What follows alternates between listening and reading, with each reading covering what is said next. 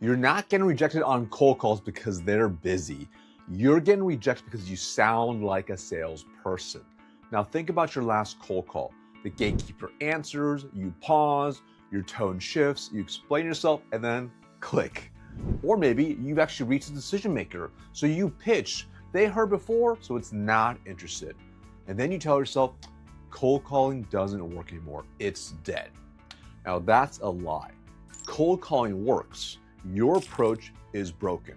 And I know because I spent 17 years doing this at scale, building 190 million plus sales org, leading 110 reps, and personally making tens of thousands of cold calls. And here's what most people don't realize. You don't lose deals in discovery, you lose in the first 10 seconds of that conversation. So in this video, I'm breaking down the exact cold calling system I use to close at 60%, the preparation no one does, the scripts that actually get you through, and the objection framework that keeps you in control even after the third no. So if you want more meetings without sounding desperate or salesy, watch this all the way through. Let's get into it. So first, let's dive into the actual pre-call ritual, which is, hey, what do you actually do before you actually start making calls? And this is where the magic is really made. So the first part is you have to understand what the hardest territory is to manage. And the hardest territory to manage is the one right between your ears. It's actually managing yourself so you know it's not going to be easy, so you're expecting certain things. And realistically, I have made personally tens of thousands of cold calls, and I can think of only one call where I called them, had my conversation, made a pitch, and they said, hey, that sounds great, let's actually meet. Majority of the time, 99.99% of the time, they gave me multiple no's before we even booked a meeting. So the first piece is, when you understand this, is you want to expect 3 to 5 no's. Like, you want to expect you're going to get resistance. They're going to push back. And that's a very normal default response for our prospects. So mentally, before you get on there, you have to understand that. And I think about much like a professional athlete. A professional athlete is not going to the race or basketball game or wherever they do and thinking it's going to be super easy. I'm not going to have any competition. People are just going to roll over and say yes. They're going to prepare for the worst. So when they show up on the field, they're going to absolutely crush it. And for you in sales, it's the same thing where you want to expect there's going to be resistance. So if you mentally believe you can get 3 to 5 no's, you can start to prime yourself to understand, like, okay, I will get resistance. I will get pushback, and that's okay. Because if you start to mentally prepare for that, you can prepare for objections, you can prepare for the outcomes that might lead to, that you can hopefully adjust to get to where you want to go. So number one, just understand the hardest territory to manage is the one right between your ears. So manage your own expectations. So you want to make sure you are preparing for the worst, also expecting you will get resistance. So this way you do the right things and position yourself for a higher possible chance to actually book that meeting. Now, also on top of that, let's talk about even the night before. So we talk about the mental territory piece, and this is where I find a lot of people completely miss the boat or don't even consider this as part of managing their own performance. And I think about the night before, and I think about top elite athletes. What do the top 1% do like before a race, before they go and compete? Do they go out, they party all night and eat terrible and stay up late, get no sleep? Of course not. They know once they get on the field, they get in the pool, they get on the court, it is go time. And they know that starts actually the night before, if not even earlier than that. So that means the night before, what are they doing? They're making sure they get proper rest. They're going to sleep on time. They're getting good quality sleep. They're not, staying up late. They're not going out and partying, going crazy the night before, because they know the next day, if they need to do what most salespeople consider the hardest part of the sales job, which is the outreach piece, they're going to make sure they're mentally prepared for that. So making sure the night before you do what the top athletes do. You eat proper, you sleep proper, you get plenty of rest. So this way, the next day when you are doing your outreach, you feel actually good and you make better decisions about making calls as well. So this is a highly underrated.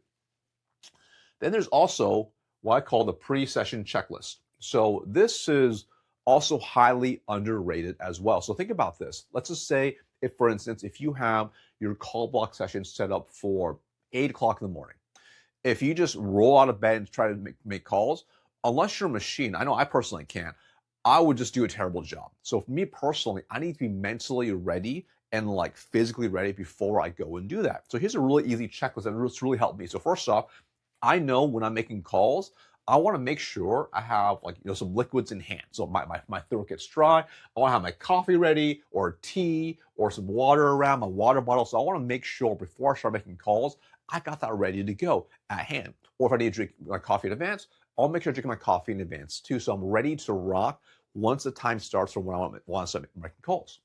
I also want to make sure I eat properly. So, having a good breakfast is great, unless obviously you're intermittent fasting or something. But you want to make sure if you do eat food, you're not going to go and just crush like 2,000 calories at McDonald's and just a bunch of burgers and fries. You're just not going to feel great while you're making calls.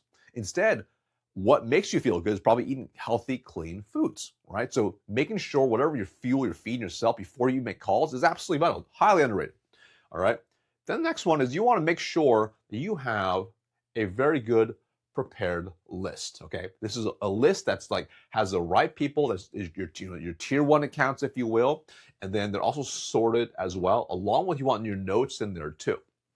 So this means once you start making calls, you can just rip through your list and go boom, boom, boom, boom, boom. You don't need to stop. You don't need to research. You don't need to pull up different notes. You have everything ready to go.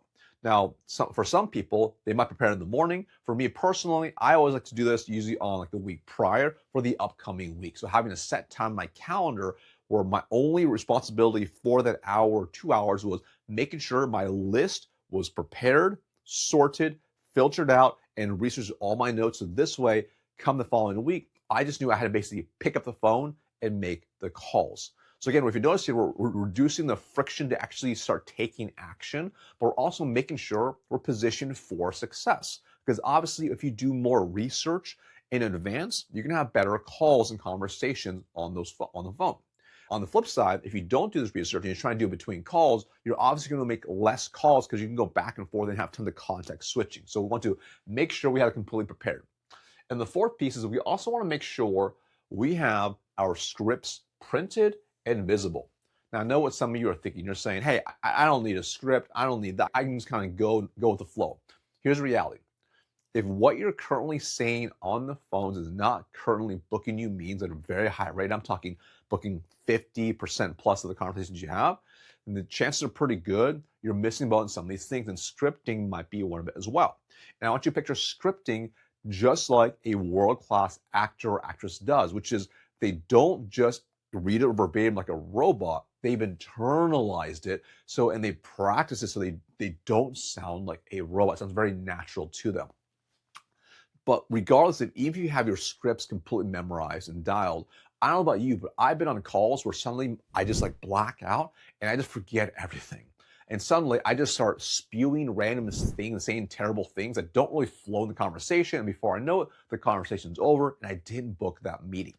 So instead, make it easier for yourself. Actually have your frameworks written out, printed in large block, in easy see around your desk or your cubicle, depending on where you're making calls from, so you can see easier. Now, some of you might say, well, I have my laptop, I can pull up on there. Sure, you can definitely do that, right?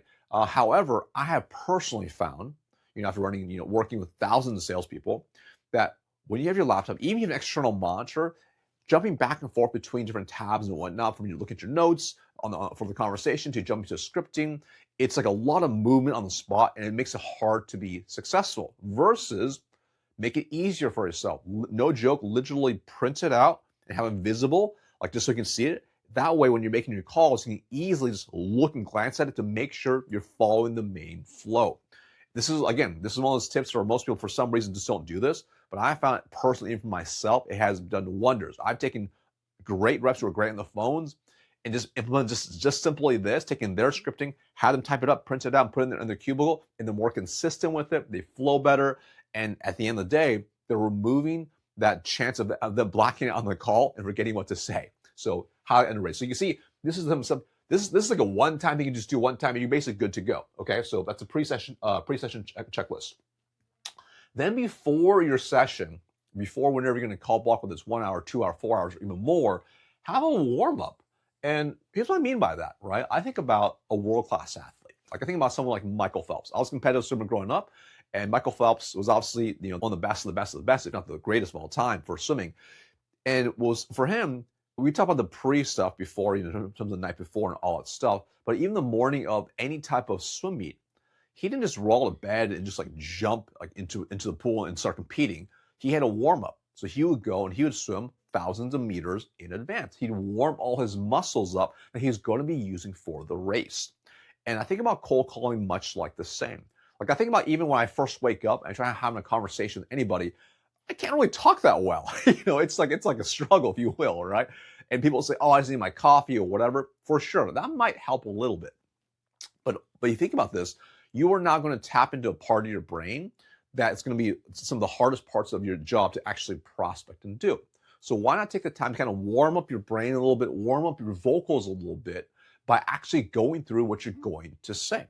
So what I mean by that is literally as simple as going through and like going through your scripting, exactly what you're going to say for your first 10 calls. Literally go through it. And if you have a consistent framework, which we'll cover today, if you go through multiple times, at least 10 times, your vocals will be much more warmed up, right? And then of course, you can run through objection handling as well. So you run through 3, 4, 5 notes consistently. So this way, you're getting your brain ready to go. You're warming up the synapses. You're mapping those neural pathways again. You're warming your vocals up.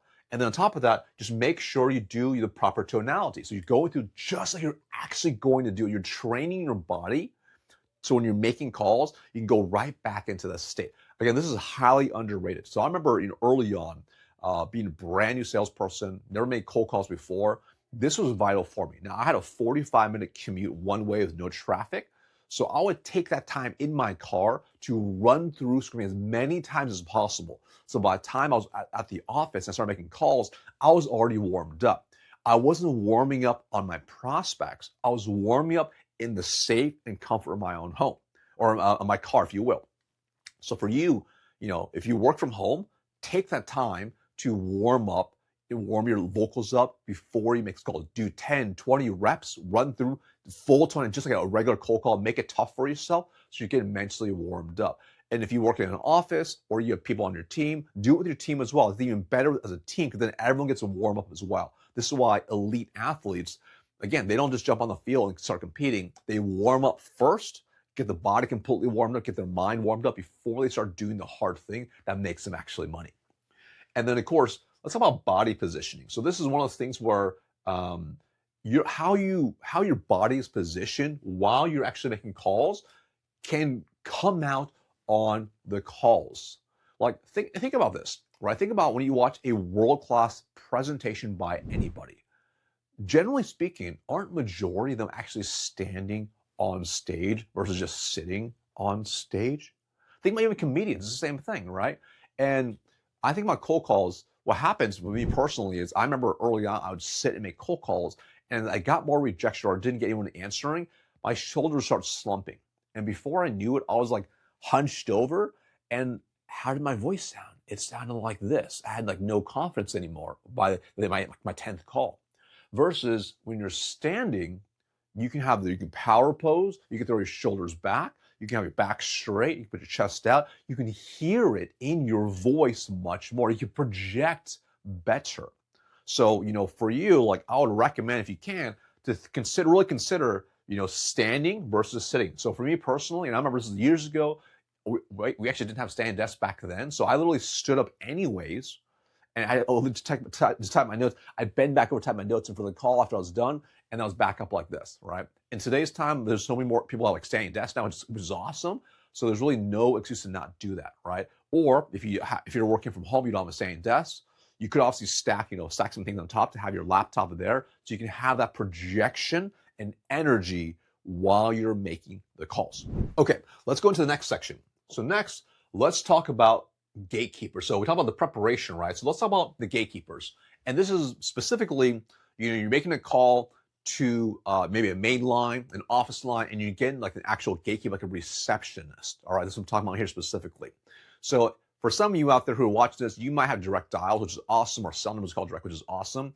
But for some other people, you may not have that luxury of having that as part of your data set. So this section is for you. So, and by the way, I'll say even if you have direct dials, but maybe you have the wrong dial. This is some couple good strategies to also internalize as well that may help you get even more information to improve your actual calls when you're talking to the actual decision maker. So here, let's go like gatekeepers 101. So if you think about this, who actually calls and talks to gatekeepers? And I remember like years ago, my very first sales role, I actually had I had in-person meetings, and I would sit in the lobby, and I could actually hear the people calling in and talking to the gatekeepers. I could hear all types of conversations. And over time, I started to realize there was like really 5 types of people that were calling in. So like number one, you would have salespeople. And they were like the really obvious salespeople. So everyone knew who they were. And you could tell by the gatekeeper's tone. She would basically gatekeep them and hang up, and that call would be over, right? That was like pretty consistent across the board. Okay. Then we have number two, I would also hear unhappy customers. So sometimes the customer's not happy, they would call in and they're mad about something. Okay, so they're mad about whatever. So they're dealing with that. You could tell like their tonality would shift, their body language would shift, how they have that conversation would completely shift as well. Then we have like vendors. So these are like vendors calling that already like doing work with them. Maybe they're scheduling, they talk to certain people, and they also had a different tonality with them as well. And then sometimes they'd also have maybe current customers. Maybe the customers are coming, they have an inquiry about something. And then sometimes it'd be like leads. It'd be like people calling in saying they want to get some more information, talk to a salesperson, etc. So when you think about this, like this list of 5 people, like who is most likely to actually get through to the actual decision maker, right? And we know it's for sure not salespeople, okay? I mean, you could say, I'll say, Paul, like most times, this will get routed to the sales team usually, right? It potentially is going to be probably somewhere in this boat right here, okay? Which is unhappy customers, vendors, or current customers. But if you really take a step back and you think through, like I'll say vendors can be hit or miss sometimes as well, depending on what they're reaching out about. So I'm just going to cross out vendors for now, right? But usually if it's a big enough customer or if it's an unhappy customer, those are the ones who are going to typically get priority to talk to an actual decision maker. So if you understand that to be the case, if you think through these 5 types of people that are calling in, how do those people sound? What's their tonality like? What's their attitude like? And if you think about an unhappy customer, those are good examples of how their tone sounds, which is they usually have the fastest, like the throughput to actually get to the actual decision maker, because they usually sound firm, not happy, stern potentially, right? So I'm not saying that you need to sound firm, you need to sound like an unhappy customer. So I share this with you to get you to start thinking through, okay, how can we leverage some of these strategies to actually improve our conversations with gatekeepers? So I'm going to teach you 2 really simple frameworks next that's going to help you. And we want to make sure we adjust our tone accordingly to make sure we can get as much information as possible and potentially get to the actual decision maker. So let's kind of walk through the first one. The first one is, we're going to call this the seeker script. And the seeker script, I'll say, is really good if you do not know who you need to speak with, or you need to validate this. So sometimes you can do all your research and maybe you can't find the actual decision maker, or it's unclear, or maybe your data is old or you don't trust the data. This is a really great script to use, especially if you're not sure. This is about purely validating the data that you have, right? So you'll see here, this is going to be very, very simple. And we'll start off first in the very top section, which sounds kind of like this, which is, hi, Sarah, I'm hoping you can help me out. And then we're going to pause, okay? And then you go into, my name is Marcus, your name, with Bentley, your company. It's my job to update our records here. Who's in charge of making decisions regarding helping the sales org improve performance? Okay, so that's the actual words. Now, that's what you say. I'm going to do it again now. I want you to listen to how I say it, because this is a really important piece. So it sounds kind of like this. So they say, ring, ring, ABC company, this is Sarah. How can I help you? How can I direct your call? They're going to say something like that. Hey, Sarah, I'm hoping you could help me out. So notice there, my tonality is inquisitive, it's curious, it even sounds a little bit confused, and it sounds much more aligned to potentially what maybe could be an inquiry from a customer, it could be a lead inquiry. That's what the goal is to sound like, okay? And notice, and I want you to notice a couple other things here. I'm gonna say this again. Hi, Sarah, I'm hoping you can help me out. Notice here, I don't say anywhere in here my name, who I'm with, what I sell, or any of that information. Because if you think about this, like if it's simply a lead inquiry or a current customer, they're not giving all this extra context up front. They're just kind of asking that question, okay? So that's our simple focus here, which is you're going to say their name, hi name. If they don't say their name, it's no problem. You can say, hey there, I'm hoping you could help me out. So you still have the same tonality because your goal is to sound very curious, maybe a little confused because you want to get help. It's kind of like, imagine if you were lost somewhere and you didn't have your phone and you need to ask for directions to go somewhere. How might your tone sound is a tone we want to utilize here, okay? And then you go into the next section and you can utilize the very similar, because they're going to say something like, yeah, sure, how can I help you? Or who are you with? Something like that, right? So you say, okay, my name is Marcus, and I'm actually with Venly, and it's my job, that's the focus, it's my job to actually update our records here. Who's in charge of making decisions regarding helping the sales org improve performance? So notice the tonality still gets very curious, it's very soft, and our goal here is we're trying to get some information from this. This is like really powerful to just validate the name of the people. So they might say, hey, that's gonna be Lisa. Hey, great. And what does Lisa do exactly? So here, like, we're just trying to validate some information to make sure we're the right people we want to talk to. Because if they're like, well, Lisa she's a salesperson here. Well, that's probably too low if I'm trying to sell into an organization, right? So if you say, for example, you need to sell to CTOs, okay? And they're like, oh yeah, it's Bob, he's an engineer here, okay? Again, so that may not be a person who actually makes decisions. So this is a really important piece that I find some people, they miss this. In fact, sometimes they'll replace making decisions and they'll say something like, who handles that there? Who's in charge of that there? Versus who makes decisions regarding that specifically. This is a very small but subtle thing I see a lot of people miss, okay? And then of course you can easily then go in and you can incorporate like other follow-up questions like I mentioned, like, okay, like they say, they say, that'd be Bob, the CTO, okay? So instead of just like, cool, thanks, and hanging up, right? You can ask some more questions, right? Because they might say something like, well, it's Bob, but again, like, I'm sorry, what do you sell exactly? And then you're like, oh, I sell, your cyber, help you manage cybersecurity risk. And they say, oh, we already have someone for that already. Cool. Hey, who are you currently using for X, right? You can just insert that X. It can be the thing you solve for specifically, right? You can ask how long potentially. You can also find that, hey, what's the best time to reach them? So, hey, totally get it. And especially if they're really open. It's like, hey, so with Bob, when's typically the best time to get a hold of Bob?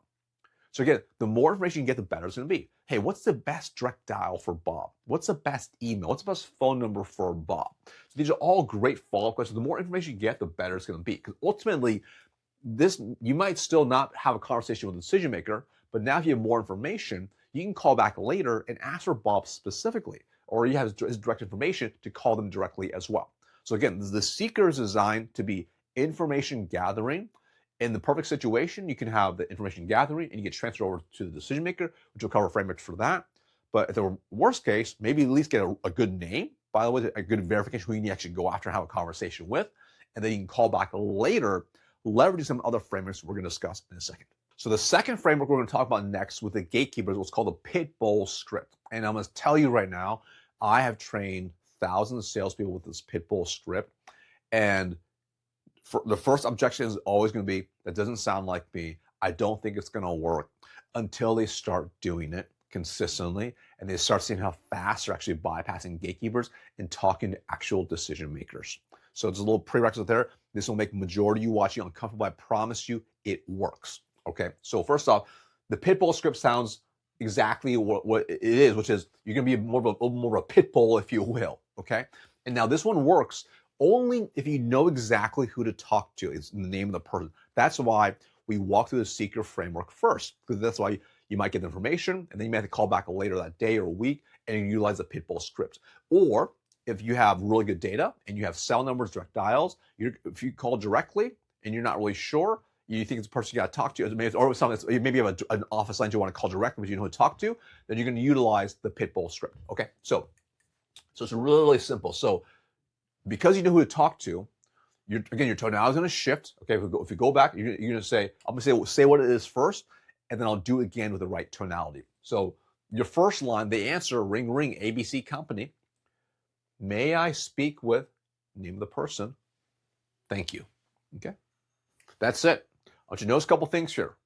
We didn't say who I'm with, my company, or anything else. We're keeping it as vague as possible, because if you go back to who are the people that typically call in, right? Typically people that call in, like they get bypassed to other people. Typically, it's going to be unhappy customers, current customers. Those are the primary ones who are going to get to the actual decision maker. Okay, so if we go back to here, now I'm going to do it again with the right tonality. Okay, may I speak with John? Thank you. Notice that. May I speak with name? Thank you. Notice the tone is downward. Okay, it's a downward tone. It's a downward inflecting tone. Okay, so notice the thank you. We're ending the conversation. And again, you can replace that with thanks. May I speak with John? Thanks. Notice my tonality. It's firm. It's unapologetic. It's very direct. Again, this will make the majority of you uncomfortable, right? But I'm telling you, this works. And of course, obviously, depending on where you come from, you can adjust a little bit. You don't have to be as intense. So for example, typically, like we're working teams in the Northeast of the US, they can be super intense and direct with it. It works really well with that. But perhaps that level of intensity may not work as well as it's called in the Midwest. So they may still use the same like mentality, but it might be a little softer, but it'll still be firm. It might sound like, may I speak with John? Thank you. So again, you notice it's firm. It's like, it's not salesy at all. You're not saying, may I speak with John? Thank you. Completely different, right? It's, may I speak with John? Thank you. Okay, boom. That's it. And you just stop talking. Because at this point, remember, this gatekeeper is trying to figure out, who out of those 5 people are you? They're not sure. You don't sound like a salesperson, so they're not really sure. You don't sound like a lead, really, because you actually know who to talk to. So they're like, well, who is this person actually, right? So at that point, a couple of things will have to happen. Either number one, they're going to pass you through because you sound like you know exactly who you need to talk to. Okay, that's the most ideal situation. Or number two, sometimes they'll ask you a few more questions, kind of filter you out. This is going to happen. There's no problem. So they might sound something. They might say something like, "Hey, so who is this exactly?" You just say what your name is, but don't say my name is this. It's Marcus. Thank you. No, that it's Marcus. Thank you. It's John. Thank you. It's Lisa. Thank you. Similar tonality and firmness, again, with a downward inflecting tone. It's Marcus. Thank you. Okay. But notice here, I didn't say it's Marcus with Venly. Thank you. It's Marcus with Venly. We help sales teams hit their number. Thank you. I didn't say any of that. I just said it's Marcus. Thank you. So it's intentionally very, very like simple and direct. The less information, the better. So at this point, they're going to make a judgment call that they still don't know who you are. So they're either going to pass you through, which is awesome, or they'll try to ask you more questions. And it might sound something like, hey, what company are you with? At that point, you can say what company you're with, and then thank you. So you can see a pattern here. What company are you with? Bentley. Thank you. Downward tone. Again, I'm not over-explaining. Remember, people that over-explain, especially to gatekeepers, sound insecure. And most salespeople sound that way. So again, our goal is to bypass them to get to the right person to actually have a conversation, right? Because remember, if you get shut down by a gatekeeper, it doesn't mean that company won't be a good prospect for you. It simply means you got shut down by a gatekeeper. That's all it means, okay? So now, of course, if they ask you, like, what's this about? What do you call them about? You can say something like, hey, regarding a program or solution, what do you want to say? Regarding a program we set up with company A, B, C, X, Y, Z, to help them with whatever, thank you. So for example, hey, regarding a solution we set up with teams over at Salesforce, HubSpot, and Databricks. Thank you. That's it. So it's very simple. Again, you're providing very limited information. All right. And I'll tell you right now, like majority of the time, like if you do this consistently, 80% of the time, you just do these top 3 in that order, and you'll bypass like so many people, just like 80% of the time, right? But again, it's how you do the actual tonality. So that's really, really, really vital. And what I'm going to re-hit this point again. You only give small bits of information out, intentionally in that order. May I speak with name? Thank you. You're not saying who you are. Then if they ask you who you are, what company you're with, you can choose one of these, right? Bentley, thank you. I'm sorry, what's your name? Marcus, thank you. So again, we're not combining these together. These are pauses in between. So there's like a pause here, there's a pause here, there's a pause here. This is very intentional because at this point, they want to make they're going to be thinking through like, okay, who am I going to talk to? Who out of these am I right here? They don't want to mess it up, especially if it's like maybe a customer, or they don't piss them off even more. If it's a if it's a current customer, they for sure don't want that as well. So you can see, this is why I explain this first, because this is how you get past the actual gatekeeper. So now you've learned this two very simple frameworks, with the seeker script and then with the pitbull script. You're probably asking, okay, cool. So let's say I get bypassed to them, right? And I'm talking to the actual decision maker. What happens next? Let's talk about that next. Hey leaders, if you're leading a team and you know your best reps are closing at 2-3 times everybody else, but you're not sure exactly why, this will help you. I put together a revenue leak diagnostic kit, and inside I show you how to compare your top versus struggling reps by stage, analyze real calls, and quantify how much each skills gap is actually costing you. There's also a revenue impact calculator as well, so you can run the numbers on your own team. You can grab it completely free. I have the link in the description. So first, let's go through the actual opener. And this is my personal preference. So I know permission-based openers are really popular, especially at the time of this recording, which again, they can still work. My style is very direct. And typically, historical, I've only called on execs and higher level, high level organizations. And they usually also respect more directness. So the framework I'm going to teach you next is based off of that as well. So this is a really simple framework, okay? So it starts off with, hi name. It's your name with your company. Really simple, okay?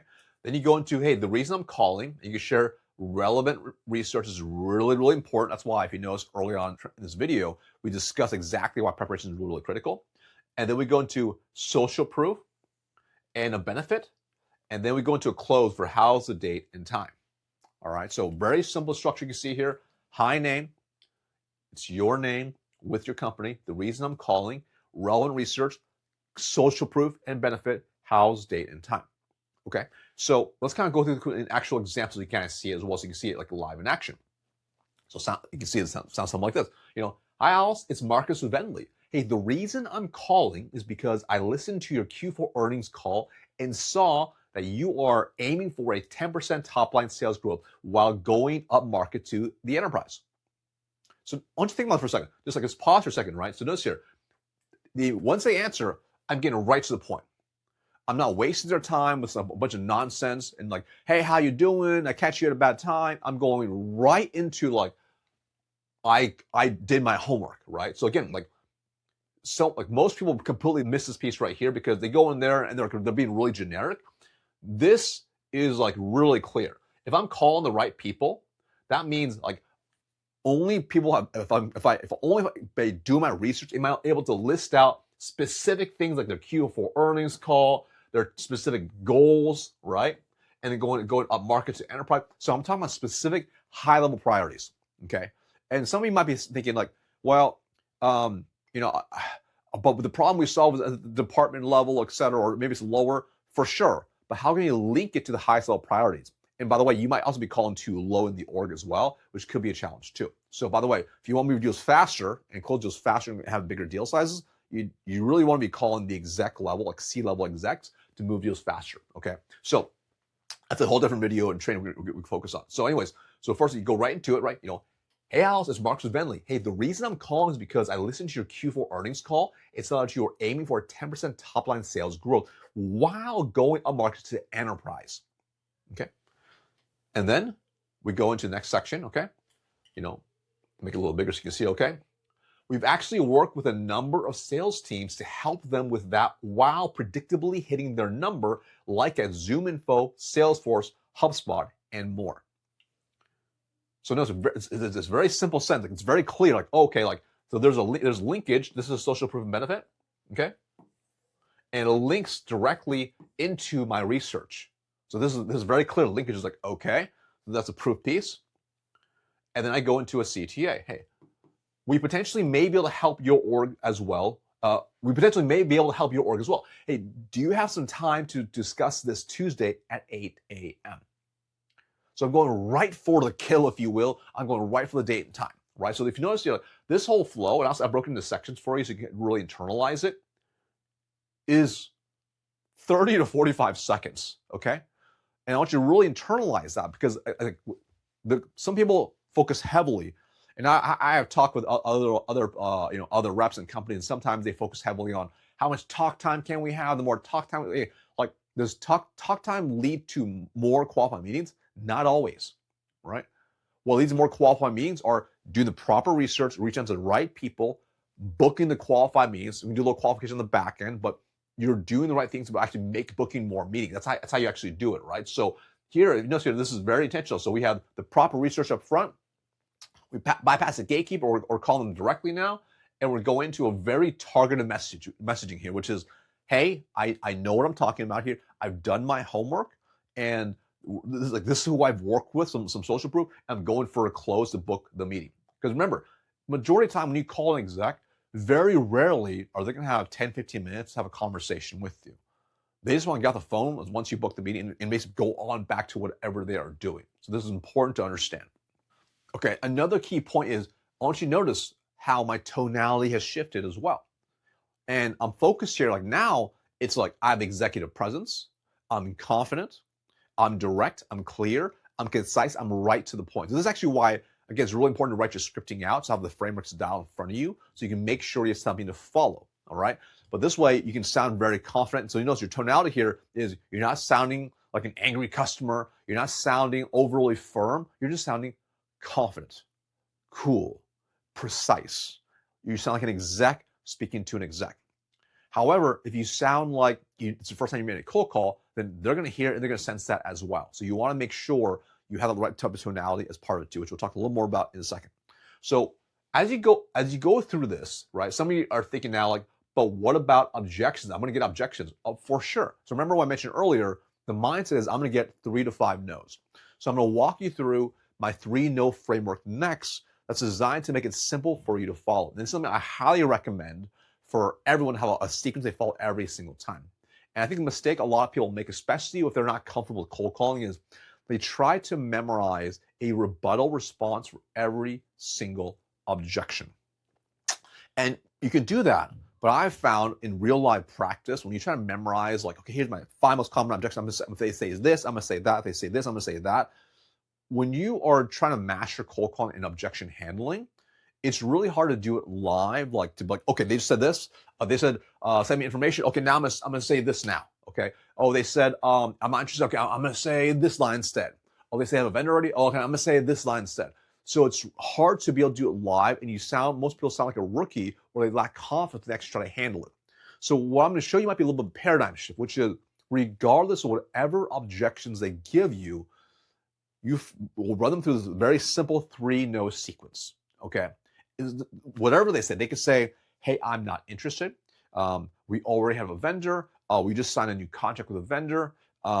We just switched to somebody else. We just renewed. We take care of it in-house. We don't have a need. Call us back in 6 months, whatever.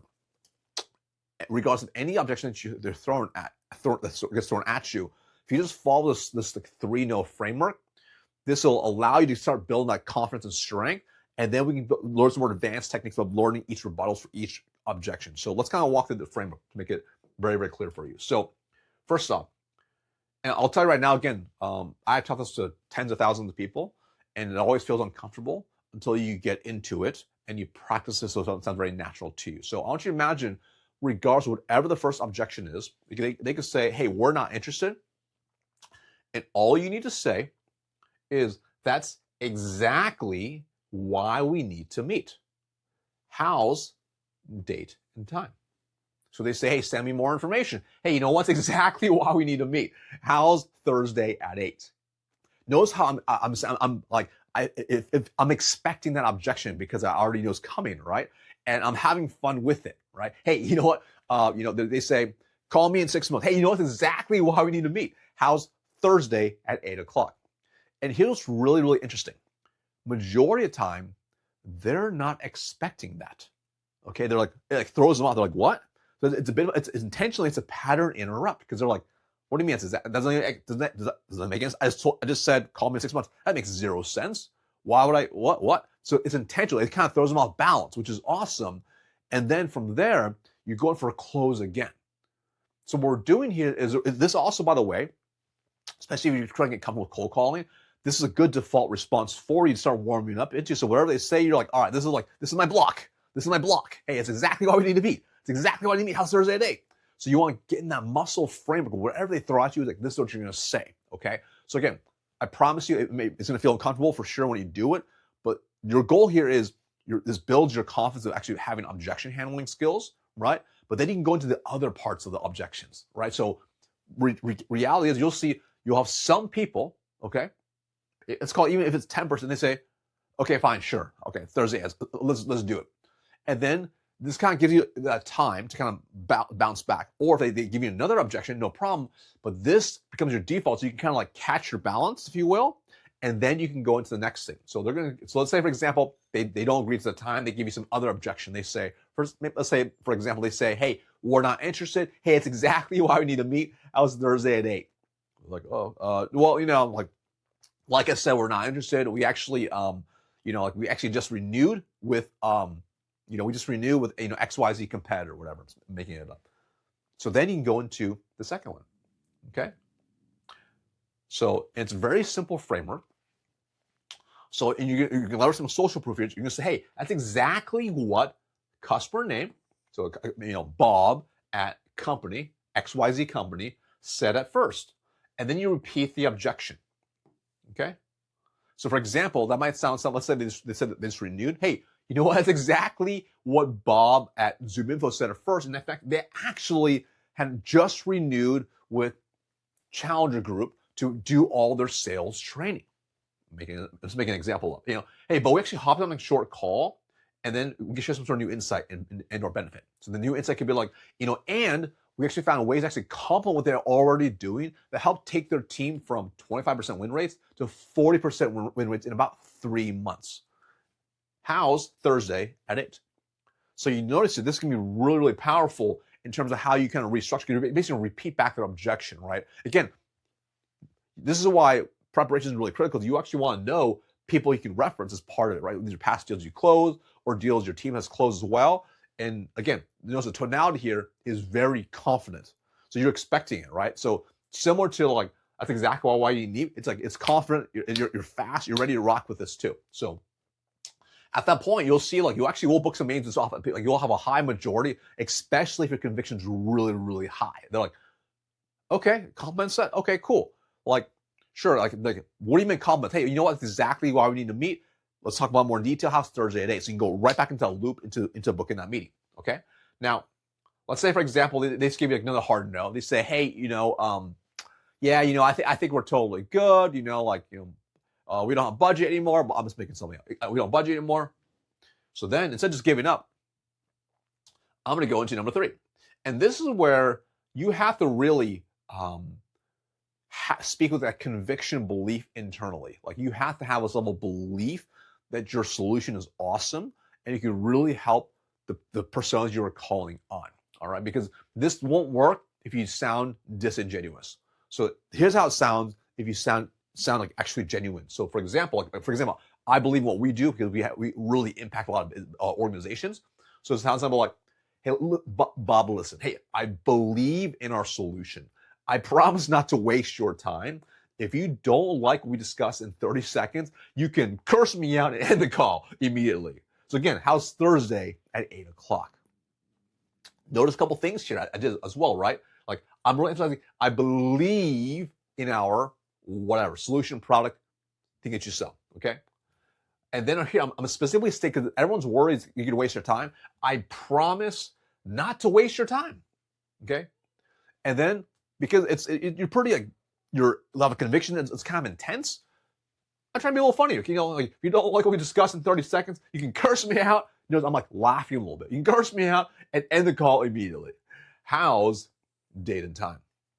So if you notice here, whether it's from the opener I share with you to the objection handling, how do we sound here? We sound confident, but we're having fun and we're enjoying the conversation, and this is normal for us. So that's a level of conviction confidence we have to have throughout all these calls. Okay. So again, so that's the three no frame right there.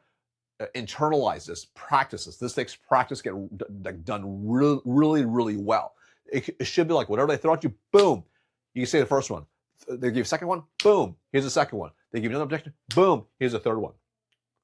And I'll tell you right now, like by getting through at least 3 no's like this, you will book far more meetings than ever before. Like this is actually how my teams and I, we would convert 60, 70, 80% of the cold calls that we spoke to decision makers with, right? Because we didn't just roll after 1 or 2 no's. We kept going and we practiced this inside and out. Okay, so once you have the main baseline dialed and you get really good with this, that's when I start to recommend that you can also incorporate more specific objection handling for specific objections. This is where you get to the next level. But again, you can't build a amazing house if your foundation is not strong. This is a foundation that you want completely dialed. Once this is really dialed, it's far easier to add on like the nuances to specific objections. Okay, so here, he's a little more advanced, right? So let's just say, for example, they say, I'm not interested. For sure, you can do the other stuff I mentioned as well, but as you get a little more confident, you're able to kind of like go back and forth and be really present on calls. You can say, hey, I'm just curious. What exactly are you not interested in? Notice how my tonality, again, in my attitude, it's fun, it's playful. Hey, just curious. What exactly are you not interested in? Especially if they say that early on the call, right? It's like, oh, hey, I'm curious. Especially if they interrupt you before you even went into your opener. This is really fun to do too, okay? Second, hey, they say something like, we already have a vendor.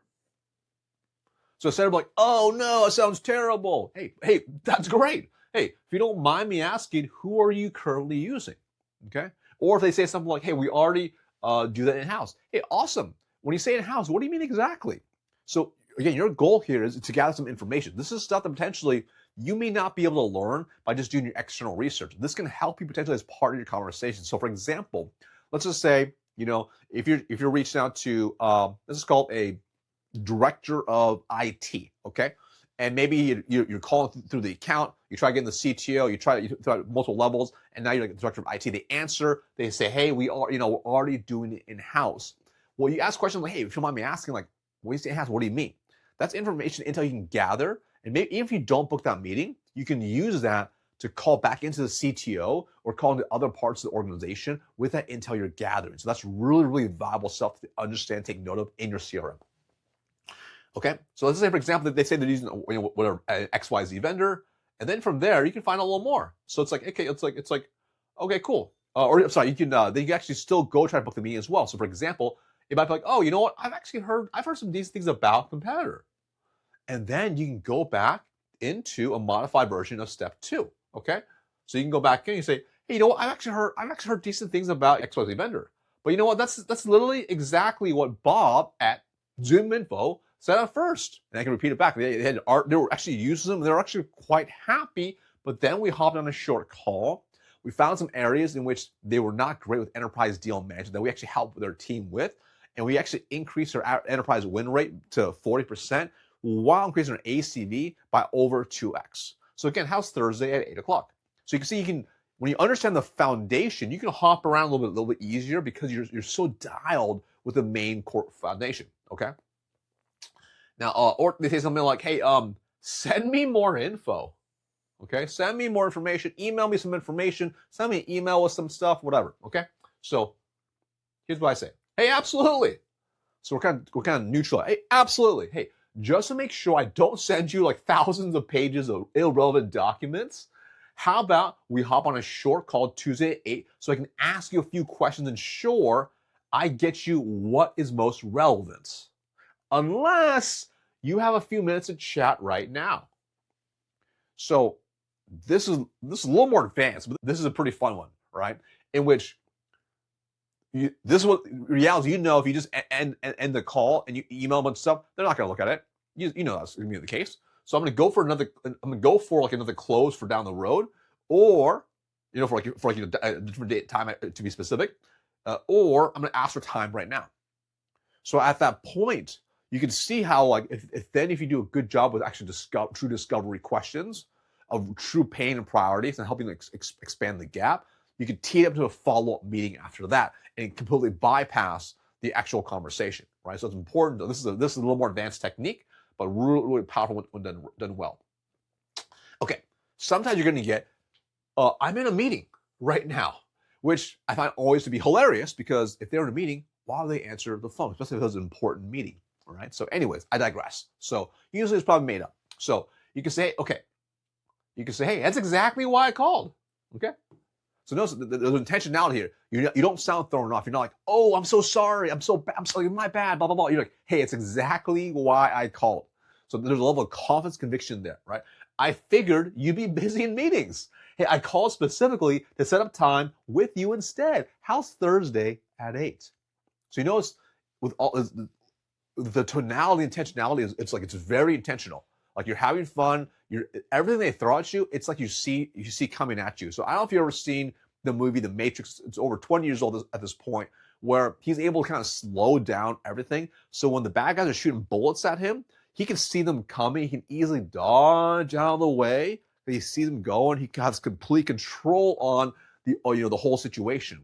And when you really master these frameworks and objections, it's the same way. And you have that control where the game slows down for you. So this is how it works, right? So the other key point I want to point out as well, with the majority of the objection handling, you'll see pretty much every time we're going for a close of some sort, okay?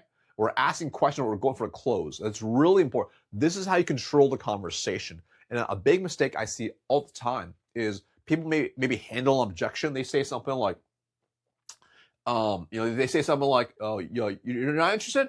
Oh, okay."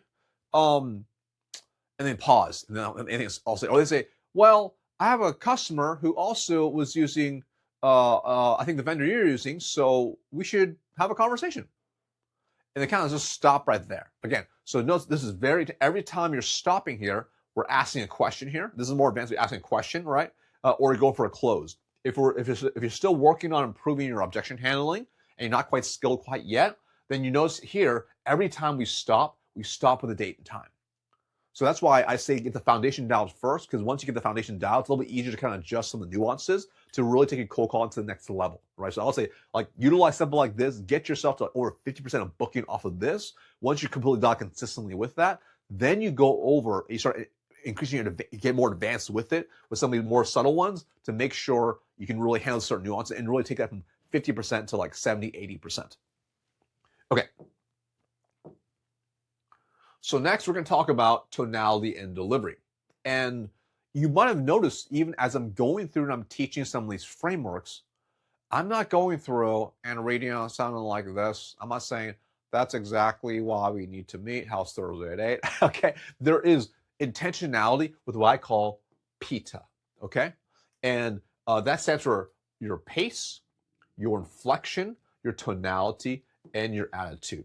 So what's your pace like? So notice your pace, depending on what you say, is going to adjust slightly based on where you are in the conversation. So if you notice, even with, say, the seeker script, the pace, I would slow down a little more because I'm more inquisitive, right?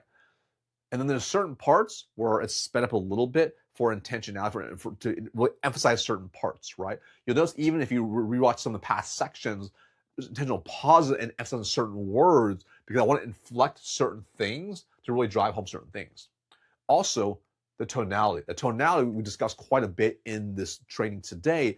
It really varies quite a bit depending what you're going after, right? The seeker script is very inquisitive.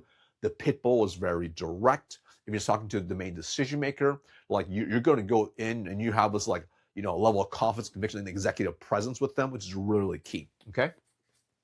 And then, of course, depending on what they say, you might be having fun with the objection, so your tonality shifts a little bit, loosens up a little bit. So again, this is why this video is really good to rewatch multiple times, so you can see how I'm actually doing it live with you, so you can hear how the tonality is, how we're having fun with it. And this way, when they talk with you, they can feel your conviction all the way through the phone and through the dial you're making calls on. Okay.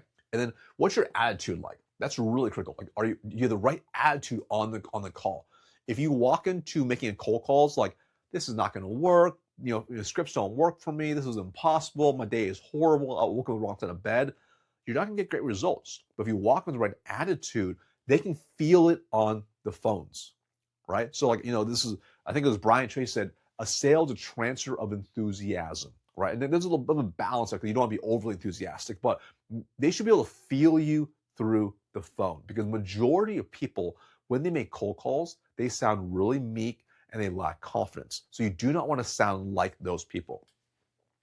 So really make sure you really internalize P.I.T.A, okay? So let's talk about some common mistakes. So some common mistakes is, and I may kind of hint at this a little bit, if you're too excited. So if you're like overly enthusiastic, that can be very junior sounding. And to be quite frank, sometimes I struggle with this because I get excited and it's just how I am, and I have to make sure to tone it down, especially when I'm having cold calls, especially early on. And same thing, even sales conversations. So you want to be really careful to not get too excited. You also want to make sure you are not monotone. So again, when you're calling through and you sound monotone, they can feel that on the phone. You don't want to be monotone. You also want to make sure you don't sound apologetic. So apologetic sounds something like, like they answer and you're like, oh, I'm so sorry to bother you. I'm hoping you can help me out. Or you just like, you sound like weak. You sound like you feel bad for calling them. You do not want to do that. You want to make sure you are calling unapologetically. That has to be the mindset you're going in, okay? And then also too fast. I personally struggle with this quite a bit. Like, I'm half Chinese, half Taiwanese. We already speak fast culturally because of that. So my English, I speak really fast. So it doesn't really help. So I had to constantly remind myself to slow down. Again, this is something I have to struggle with my entire life. And on cold calls, it's particularly true. I have to force myself to really slow down and have the right level of pace as part of the conversation. So again, these things you want to make sure you work on as well. Don't make some mistakes I'm making, because it'll make you a better cold caller than I am. Okay, next we're going to talk about the psychology and mindset. So this is critical, okay? And this are some of the foundational things that really helps you with cold calling. But I think number one is, what is your belief system? And what I mean specifically is, you want to make sure you have a belief system that you are a doctor with an amazing world-class cure that you believe in and will help your patient, and that your patient is deathly sick with the illness that your cure can solve. So I'm going to say it again. So imagine if your prospect that you're calling on was deathly sick and you know that you could help them and you have the cure to save their life, how would you show up on the call? How would you sound? And when you start to internalize this, would you just roll over if you get one objection? Probably not. You would keep going. You would push through. You would be very confident. You want to overcome their objection. You want to get them like aligned so you help save their life. And that's the mentality number one that you have to have before you make your call. Because if you don't have that mindset, when you get one no, you're going to be like, yeah, you're probably right. You're going to roll over. So you want to make sure you already have this completely done. You want to have a doctor mindset with the cure. It's really, really key. The second thing to really understand and internalize as well is, you want to remember the default responses. So for example, your prospect has default responses, and which is going to be no. So even if like they have this legit problem, but remember, when you call them, they're busy doing whatever. And even if they potentially are interested, their default response is, no, I'm not interested. And I want you to imagine, it's kind of like if you've ever been to like a mall in the US. When you walk in any mall in the US, they have these little kiosks and people are selling like, purses, lotions, wallets, and whatever, random things. And as you walk past, they're always like, do you want to try a sample? Do you want to try this? And you start to see them, you're kind of like, oh my God, like you try to like back away from them, right? And you're like, no, that's your default response. Or if you go into a store, even if you went to the store and your goal is to buy something that you're looking for, and someone comes and says, hey, can I help you? You're almost like, oh, no, I'm good, right? Even though you came there with the goal of spending money. And our prospects are the same way. It's a default response that we have, especially if they answer a cold call, which is like, I'm not interested. So you have to mentally understand that's a default response. So if you understand that to be the case, it doesn't mean they're saying no to like your solution or you. They're just saying no to the overall like situation of being prospected, if you will. So if you understand that to be the case, then you have to be like, cool, I get that. I'm good with that. So my goal is to make sure I act like a doctor with a cure and I keep pushing through, okay? So the other piece I want to make sure we really emphasize as well is, what is your default response, okay? And a lot of time I've found if you haven't done enough repetition and practice before you actually make calls, then most people's default responses, they basically kind of fold, roll over, or they ask like the wrong questions, or they ask things that are just kind of irrelevant, or the call just ends, okay? And if you think about this, let's just say, for example, I mean, even if you have like a 5% connect rate, okay? It's 100 calls, 5 conversations with an actual decision maker, if you will, right? That's not a lot of chances to book meetings. So that means like every person that answers the other 5 people, you want to make sure you do your best to nail as many as you can to actually crush it and book that meeting, right? So if you understand the case, what you don't want to do is just have a default response that basically sucks. You want to be ready with your default responses. And that's what we talk about heavily about today is making sure you're practicing your role playing, you're building these skills, you're practicing to the point where you can't get it wrong. It's really key because you want to make sure your default response is like basically a pattern interrupt and you close for a time. That's why we focus heavily in the 3-no framework of, hey, that's exactly why we need to meet. How's Thursday at 8? The default response is like a pattern interrupt, and we go for closing for a date and time. So you want to make sure you train yourself so you can't get it wrong. And when I think about, again, if we go back to professional athletes, they practice more than they play. So that means they spend more time in practice from drills and time on the field, time in the pool, time in the weight room, time doing cardio, time doing all these things. So when they actually are in the game, okay, in the pool, they're actually competing, that's maybe like 1% of the actual time they're actually doing, right? The other 99% of the time, they're making sure they practice so well, they can't get it wrong.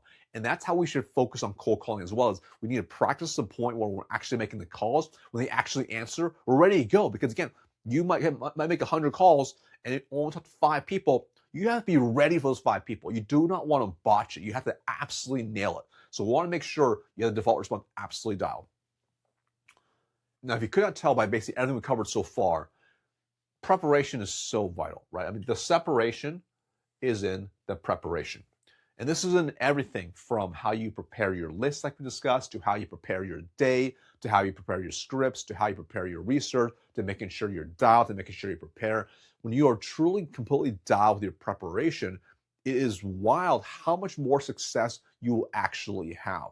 Like I've taken people who are far less skilled, but help them master the execution of being prepared, which takes no skill, just will, and they'll book far more meetings versus someone who's far more skilled and who's just basically winging it. So if you have the intentionality of being really prepared, you can be far more precise. That's why a good friend of mine, Robbie, says preparation leads to precision. Okay, next, let's talk about timing and cadence. So some people like to ask, hey, when is the best time to call? Okay, and if you really think about this, I think the mistake a lot of people make is they say, oh, the best time to call is it's only on Tuesdays at between 10 and 11 a.m. And it's the only time we can make calls. Now, I personally have tested this. I've had my teams test this, and we've tried all types of times. I'll say the best time to call is right now, to just make the calls. And half the time people try to over-justify, pick different times to call. They don't even get the work done, right? Like I have no joke. I book meetings at 6 in the morning. I booked them at 6 p.m. at night. I booked them on weekends. Like I booked them all throughout, right? Like there is no like quote unquote perfect time because again, every exec's situation is completely different. So I want you to internalize that. I know what some of you are thinking like, whoa, Marcus, whoa, 6 a.m., 6 p.m. I don't know about that. Like, yeah, nobody's going to answer. Well, here's what's really interesting, right? I have found majority of execs, they work way more hours and harder and more intense than employees. Like that's just a reality, right? Like I've seen like I'll give you an example, right? So back when I was in corporate, and I had a couple EAs reported into me, right? Aside from the rest of my org, right? I mean, pretty much my EAs were done by like 1 to 2 p.m. on a Friday because they had already hit the 40 hours, right? And they're hourly employees, right? And we didn't want to have overtime. So what did that mean? That meant from like basically, 1 or 2 o'clock Friday on, I had no EA, okay? That meant like there was no one screening my calls for me. So if I was at the office, I was the one answering my calls, okay? So, and I was still working up until 6 p.m. on a Friday night. So this was very normal. So I share this with you because sometimes people get so stuck on, oh, I got to call a certain time. The best time is anytime, okay? Or really calling right now, I should say. And I know some of you are saying as well, like, well, but some industries I call on, they're not up that early. That's true. So not all of them are going to be perfect at calling at 6 a.m. As an example. But I'll tell you right now, like I have made calls at 6, 7 in the morning before some of these businesses have opened up. And it's wild who actually does answer. Again, it's industry by industry, but there's certain industries in which they're still going, right? So I'll give you an example. So, like we used to sell to all types of industries from, we sell to like, education, we sell to government, we'd sell to like, small businesses, medium, big businesses, we sold to industrial, we sold to healthcare, we sold to all types, right? And we sold to restaurants, we sold to bar, we sold to everyone. And there were some that we would have, like we based off the industry, we knew we could only call them like after like 2 p.m. So for example, like, like some of my SME team, they would call on restaurants that maybe were like bars or restaurants, nice restaurants that would open at like 4 p.m. and they're high end. So they tried to call them at 10 a.m. It just wouldn't work. They just weren't around. No problem. So obviously, if we're going to call those businesses, we did not call them in the morning. But we knew if they opened at 4, they would be there, usually 2 or 3 o'clock and prep and doing all that stuff. So that's when we called those people. On the flip side, we had other industries that we sold into like healthcare. Some of them, they were working like 6 a.m. to 2 p.m. So we could call them at 6 a.m. and they would answer their phones. So I share this with you because don't overthink it, right? And the best way to find out is you start making those calls, right? But when you understand that, like, ultimately you got to do the work. You got to put the time in. You'll realize the best time is really all the time. You got to make the calls, right? So don't overthink it, right? Because that is absolutely vital. And execs, they work way more hours than you actually realize. Okay. And then when you want to make calls in sequences, so everyone's a little bit different, right? But my personal preference is if you're building a sequence for making calls and emails and LinkedIn touches, a bunch of other stuff as well, I personally prefer early in the sequence. So I like it like first few touches are actually outbound calls first, because then this way we can go directly to them and have a conversation, right? Like versus emails, like we've all seen they have a bunch of great open rates, but they're not responding back, or they respond back, they're not interested. Versus on the call, I can have a conversation with them. I can handle objections versus an email. If they don't respond at all, you can keep handling the emails, but they're not going to respond, right? So I intentionally start with calls first, at least three calls first, and then we switch over to other platforms or other channels to start doing the outreach on the other channels too. And of course, all managed within a sequencing tool. Okay, so those are the frameworks, all right? So first of all, remember preparation. Get your head right, stand up, warm your voice up, run through objections 10 times before you dial. Then remember some of the scripts that we covered, right? So the seeker script, for gatekeepers, the pit bull to actually bypass, the pattern interrupt for objections. And then remember objection handling, expect 3 to 5 no's. Have those default responses ready. And if you're getting to that third objection, make sure you want to speak from the heart, okay? But the ultimate key over everything we covered today is you need to manage the territory right between your ears. Your belief has to be rock solid before you pick up the phone. Like cold calling works when you show up prepared, confident, and with the right tonality. And most reps will never do this work. They'll keep winging it, keep getting shut down, keep blaming the market, saying cold calling is dead. But you now have the exact playbook. So if you found this useful, make sure to hit subscribe or follow wherever you're watching this. And if your org does outbound, make sure to share this episode with them too. Let's fill that pipeline.